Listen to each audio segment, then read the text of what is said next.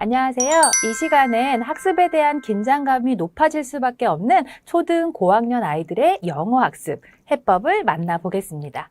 우선 먼저 요즘 고학년 아이들이 어떤지 살펴보고요. 이 아이들의 가장 영어 학습의 근간인 학교 영어를 만나보고 영어 학습을 잘할 수 있는 해법, 그 해답이 될 스마트 해법 영어에 대해서 살펴보는 시간을 갖겠습니다. 우선 먼저 우리 학부모님들, 우리 자녀분들 얼마나 알고 계신가요? 우리 부모 세대와 우리 아이들이 얼마나 다른지 하나씩 한번 살펴볼까요? 화면에 있는 이 이미지 다 아시죠? 바로 도토리 그리고 아바타로 대변되는 싸이월드인데요.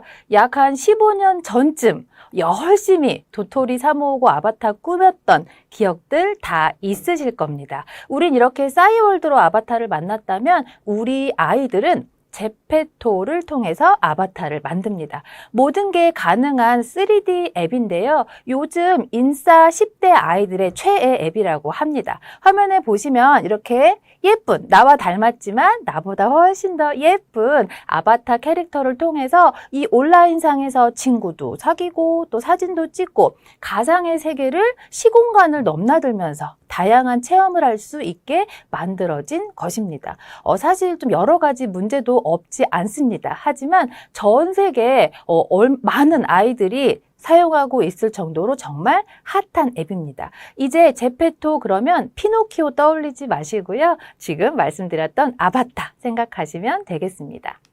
자, 또 다른 거. 우리 학부모님들 학창 시절에 내가 좋아하는 가수의 앨범을 구매하시면서 음반 판매량에 일조했던 경험들 다 한 번씩은 있으실 텐데요. 요즘 이렇게 음악 팬들은 10대 아이들 같은 경우는 CD를 구매하지 않고요. 화면에 보시는 키트라는 걸 구입합니다. 이 키트는 CD의 4분의 1 사이즈로 스마트폰 하단에 갖다 대면 음악을 들을 수 있고요. 예전 우리가 앨범에 들어있던 것처럼 사진이나 영상 또한 들어가 있습니다. 여기에 커뮤니티 기능까지 있어서 사실 CD 플레이어를 찾아보기 힘든 요즘 아이들에게 딱 맞는 음악 앱이죠.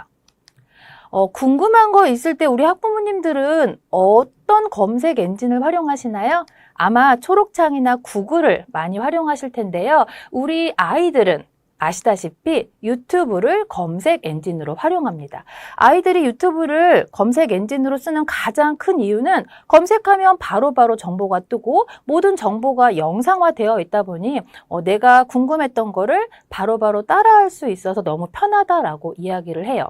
우리 아이들은요, 이 네이버나 구글 같은 포털 검색을 사용할 때 이미지, 영상, 다양한 기사들이 다 따로따로 있다 보니 내가 하나하나 일일이 찾아서 정보를 수집해야 되다 보니 번거롭다는 이야기도 하고요. 검색어를 나노 단위로 계속적으로 인식하다 보니 사실 내가 굳이 필요 없는 정보도 있고 또 검색하다 보면 굉장히 업데이트 안 된 오래된 정보도 있다 보니 이런 포털 검색보다 유튜브를 활용한다라고 이야기를 합니다. 사실 우리 부모 세대는 유튜브로 검색하다 보면 이 알 수 없는 유튜브의 알고리즘 때문에 가끔 깜짝 놀라고 무서워졌던 경험들도 있으실 텐데요. 우리 아이들은 이런 유튜브의 알고리즘을 아주 똑똑하게 이용하고 활용할 줄 아는 아이들이죠.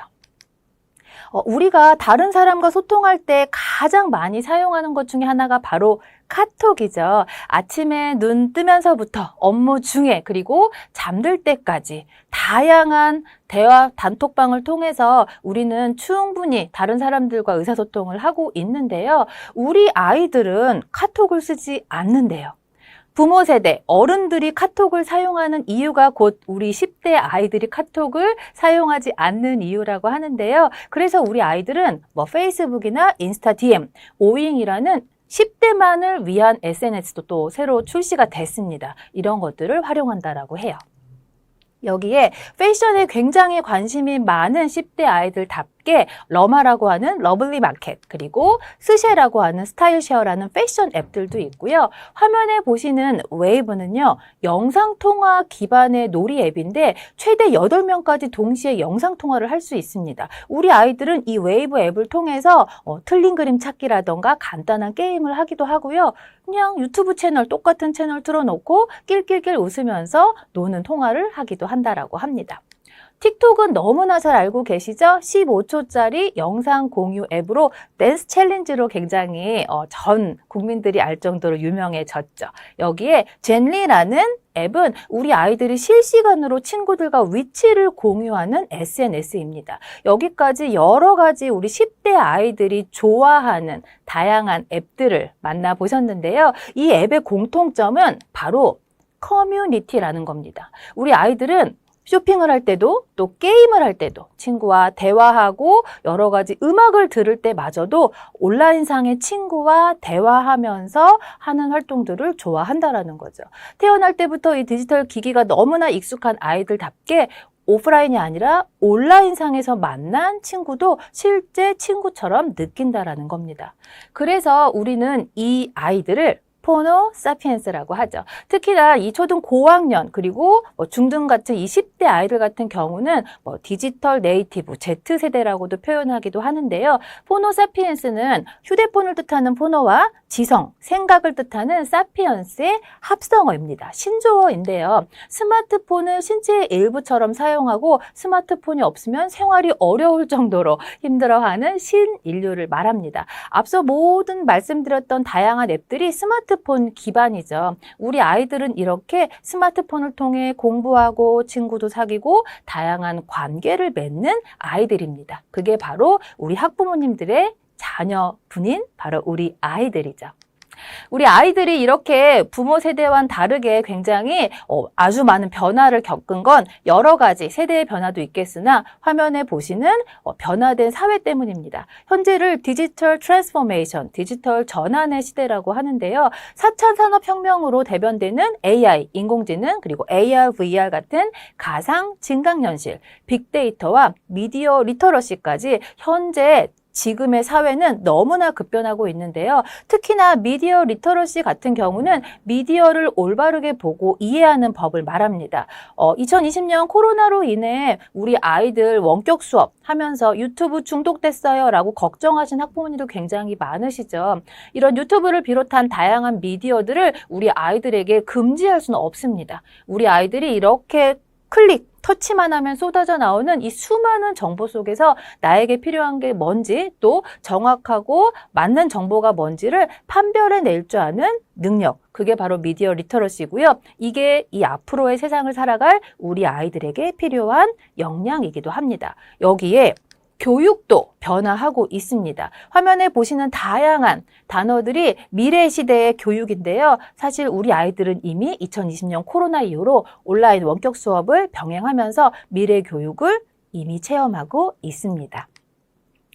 미래에는 우리 아이들이 어떻게 살아가야 할까요? 아이들에게 필요한 역량들을 4차 산업시대의 인재상이라고 하는데요. 먼저는 critical thinking이라고 하는 비판적인 사고입니다. 이 critical thinking은 단순히 다른 사람의 의견에서 오류를 딱 끄집어내서 비판하고 비난하는 것이 아니라 객관적인 증거와 사실을 바탕으로 분석해내는 사고력을 말합니다.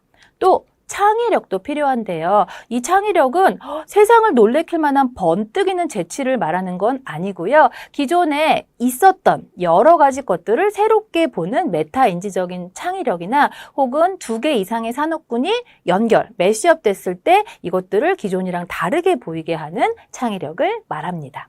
여기에 의사소통 그리고 협동도 필요해요. 실제로 이 온라인으로 전 세계가 연결되는 이 미래의 시대에는 우리 아이들 영어는 필수가 되겠죠. 이게 끝이 아닙니다. 여기에 캐릭터, 우리 아이만의 뚜렷한 개성, 나만의 색깔까지 요구되는 게 우리 아이들이 만나게 될 사회입니다. 여기에 화면에 보시는 기업들, 너무나 유명한 기업이죠. 세계 5대 기업이라고 하는 구글, 애플, 그리고 페이스북, 삼성, 아마존 다 스마트폰 베이스의 기업들인데요. 이 기업들 또한 앞으로 변화와 혁신을 이끌어갈 수 있는 인재를 원한다라고 합니다. 결국 호모사피엔스가 아니면 취업하기도 힘든 시대가 오고 있는 거죠. 우리 아이들 대학도 바뀌고 있는데요. 혹시 미네르바 대학, 미네르바 스쿨이라는 거 들어보셨나요? 화면에 보시는 것처럼 하버드보다 입학하기 어렵고 서울대를 포기하고 갈 정도로 정말 핫한 학교인데요. 온라인 플랫폼을 활용한 미래형 대학입니다. 2014년에 생긴 신생 학교인데요. 앞서 말씀드린 것처럼 어마어마한 경쟁률을 가지고 있는 학교죠. 노 캠퍼스, 노 강의실, 그리고 전 세계가 캠퍼스라는 기조로 전 세계 7개 국가를 학기별로 아이들이 그곳에서 거주하면서 그곳의 문화, 언어를 학습하고 화면 하단에 보이시는 것처럼 세계적인 기업들 있죠. 구글, 애플, 아마존 같은 기업에서 인턴십을 하는 대학입니다. 실제 지식의 습득에서 그쳐서 현장과의 접점이 없던 기존의 대학 수업 방식에서 벗어나서 현장 실습의 기회까지 주어지다 보니 앞서 말씀드린 것처럼 경쟁률이 어마어마한데요. 하버드나 MIT가 경쟁률, 합격률이 한 4에서 7%대인데 이 미네르바 대학은 1에서 2%대. 라고 보시면 됩니다. 이렇게 우리 아이들 앞으로 살아갈 4차 산업시대 미래에는 대학의 목적성도 바뀌고 있다라고 기억하시면 되겠습니다. 전공들도 바뀌고 새로운 직업들도 생겨나고 있다는 거 우리 학부모님들도 많이 들어보셔서 아실 겁니다. 포브스가 선정한 새로운 전공에 보시면 데이터 과학과, 로봇공학, 모바일 게임학과 등 기존에 우리가 이게 학과로 가능해라고 상상하지 못했던 새로운 학과들이 계속적으로 생겨나고 있습니다. 특히나 화면 하단에 8번과 10번을 한번 볼까요? 먼저 메카트로닉스 같은 경우는 메카닉, 기계공학과, 일렉트로닉스라고 하는 전자공학의 합성, 융합된 학문입니다. 그래서 실제로 엘리베이터나 로봇, 자동차 산업에서 굉장히 각광받고 있는 전공이라고 보시면 되고요. 밑에 10번의 생체 인식 시스템 학은 요즘 개인정보 보안에 대한 문제가 굉장히 강화되고 있죠. 사람 인체에 있는 DNA라던가 지문, 홍채, 다양한 이 신체 기관이나 다양한 조직들을 활용해서 개인의 정보를 식별하는 이런 방법인데요. 굉장히 앞으로도 각광받을 전공이라고 생각이 됩니다. 이렇게 여러 가지 전공들이 새롭게 등장하고 있죠. 앞서 말씀드린 것처럼 아이들의 대학의 목적성도 바뀌고 또 여러 가지 산업들이 융합이 되면서 아이들의 인재상 또한 바뀌고 있고 여러 가지 전공 또한 새롭게 등장하고 있다라고 정리를 해보겠습니다. 이렇게 변화하는 시대에 맞춰 대한민국의 공교육도 바뀌고 있습니다. 현재 우리 아이들이 적용받고 있는 개정교육과정은 2015 개정교육과정인데요. 화면에 보시는 것처럼 기존의 선생님의 주입식, 일방적인 강의식 수업이 아니라 아이들 모둠 수업을 통해서 참여 중심의 수업이 진행이 되고 있고 그렇게 아이들의 적극적인 참여 속에 재미, 흥미도 향상이 되고 그 모둠 안에서 친구들과 서로 다양한 이야기를 나누면서 의사소통 그리고 획일화된 정답, 답안을 요구하는 게 아니라 다양한 친구들의 생각과 그 속에서 문제 해결 능력까지 향상하는 수업이 진행되고 있습니다. 학습의 방법 또한 바뀌고 있는데요. 바로 스마트 러닝입니다. 스마트 러닝은 에듀케이션, 교육과 테크놀로지, 기술의 결합으로 에듀테크라고도 표현하는데요. 앞서 말씀드린 것처럼 포노사피엔스이고 디지털 네이티브인 우리 아이들이 효과적으로 학습할 수 있는 학습의 방법이 현재 공교육에도 접목이 되고 있습니다. 그럼 이제 우리 아이들의 학습을 한번 만나볼 건데요. 영어 초등학교 3학년 교과서부터 우리 쭉 한번 하나씩 살펴보겠습니다. 영어를 처음 만나는 3학년, 4학년 군. 먼저 왼쪽이 3학년, 오른쪽이 4학년 교과서 목차 파트인데요. 영어 처음 만나면 알파벳부터 배워야 할 것 같지만 그렇지 않습니다. 아이들 hello 인사도 하고요. How many apples? 무언가 질문하고 답하고 날씨도 묻고 숫자도 세는 등 굉장히 일상생활에서 많이 쓰는 다양한 표현들을 만나게 됩니다. 4학년 교과서에 올라가면 거의 3학년 군과 비슷한데요. 3학년 때 배웠던 기본적인 문법 구조를 베이스로 확장하고 추가적인 문법 사항들, 문법 구조를 만나는 형태로 구성이 되어져 있습니다. 5, 6학년 군으로 한번 올라가 볼까요? 먼저 5학년 교과서 목차를 보시면 굉장히 다양한 문형들을 만납니다. 화면에 보시면 과거형도 있고요. 미래 시제도 만나고 감탄문까지. 그래서 5학년쯤 되면 좀 문법적인 이해가 필요하다라고 이해를 해주시고요. 이 5학년에서 학습했던 문법 구조를 베이스로 6학년에선 앞서 3, 4학년군과 동일하게 확장하고 추가적인 사항들을 배울 수 있도록 구성이 되어져 있습니다. 중학교 과정으로 한번 올라가 볼까요? 중학교 1학년 영어 교과서는 조금 더 한번 자세하게 살펴볼게요. 먼저 제가 샘플로 레슨 2, How do you spend your day? 라는 주제를 가지고 왔습니다. 초등 교과서와는 다르게 주제도 굉장히 심도 있어지고요. 학습의 스타트는 listen, 듣기부터 스타트합니다. 아이들이 충분히 듣고 학습하고 speak, 말하기 활동도 하고요. My Speaking Portfolio라는 활동을 통해서 수행평가 대비도 하게 구성이 되어져 있습니다. 그리고 나면 리딩 학습이 들어가는데요. 본문 학습 전에 Before Reading, 사전 학습하고 본문 총 3쪽 학습한 후에 After Reading 활동과 마지막 My Writing Portfolio로 쓰기까지 마무리하죠. 듣고 읽고 쓰고 말하는 이 과정으로 끝이 아니고 문법과 어휘도 기본적으로 들어갑니다. 모든 영역이 총 출동하는 게 바로 중학교 1학년 때부터라고 기억하시면 되고요. 이 중학교 1학년 때 우리가 너무나 잊지 말고 기억해야 되는 아주 중요한 게 있죠. 바로 화면에 보시는 자유학년제입니다. 이 자유학년제는 2016년 자유학기제로 시작해서 2018년에 자유학년제로 확대됐고요. 현재 전국의 대부분의 중학교가 자유학년제를 운영하고 있습니다. 이 자유학년제 기간에는 화면 하단에 보시는 것처럼 진로 탐색, 주제 선택, 예술체육, 동아리라는 총 4개 영역에 걸쳐서 학생 중심의 다양한 체험과 활동들이 진행이 되는데요. 먼저 자유학기제 같은 경우는 1학년 1학기, 2학기, 2학년 1학기 총 3개 학기 중에 한 학기를 선택해서 이 4개 영역을 170시간 이상 운영을 해야 됩니다.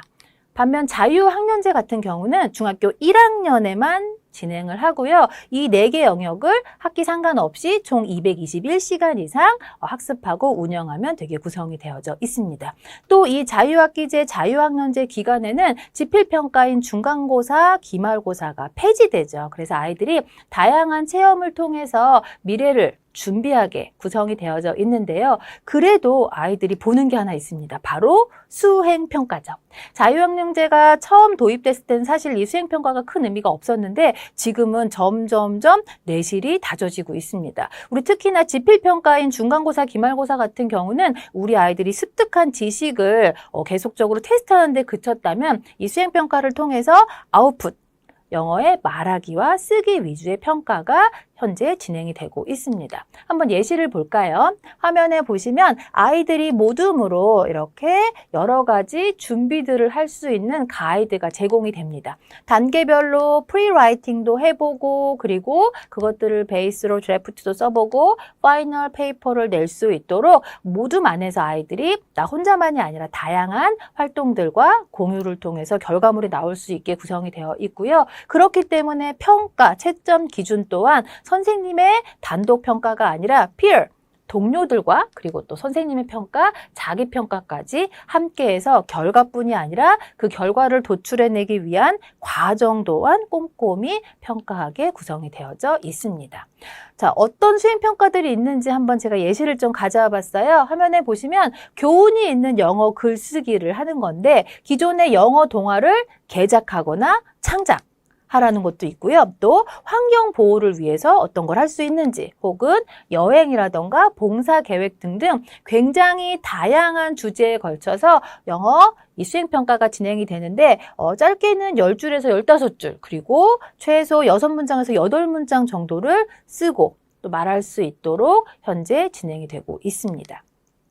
이렇게 이 자유학년제 기간은 알고 계시는 것처럼 굉장히 중요한 시기인데요. 우리 아이들이 무엇보다 잃어버렸던 꿈과 날기, 나의 적성을 다시 한번 생각해보고 체험해 볼 수 있는 계기로 삼아야 할 뿐만 아니라 아이들이 다양한 수업, 예를 들면 토론이라던가 실습 등의 이 기존과 다른 형태의 수업들을 만나면서 앞서 4차 산업시대에 필요한 인재상인 소통, 협동, 활동 그리고 창의성 등등 나 자신의 역량을 키울 수 있는 계기가 되기도 합니다. 또한 아이들이 이 시기에 자기주도 학습 습관도 잡아갈 수 있는데요. 사실 어떤 얘기인가 궁금해하실 것 같은데 중요한 건 아이들이 내가 하고 싶은 거 다양한 영역의 학습들을 계속적으로 준비하고 하면서 수동적으로 시험 공부만 하는 게 아니라 나의 관심사가 무엇인지 학습에 조금 더 적극적인 자세로 변화된다라는 거죠. 여기에 이렇게 자기주도 학습 습관이 아이가 다져진다면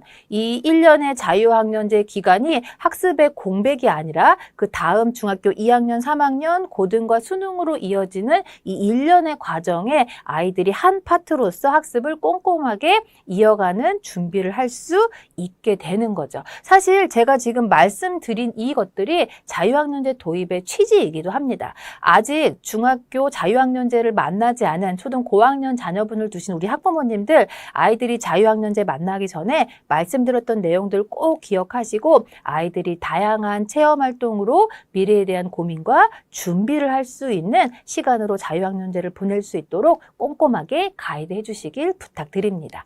자, 그러면 여기까지 초등의 학습부터 아이들의 자유학년제까지 쭉 만나보셨는데요. 이렇게 포스트 코로나 시대를 살아갈 우리 초등 고학년 아이들의 영어 학습 해법이 무엇일까요?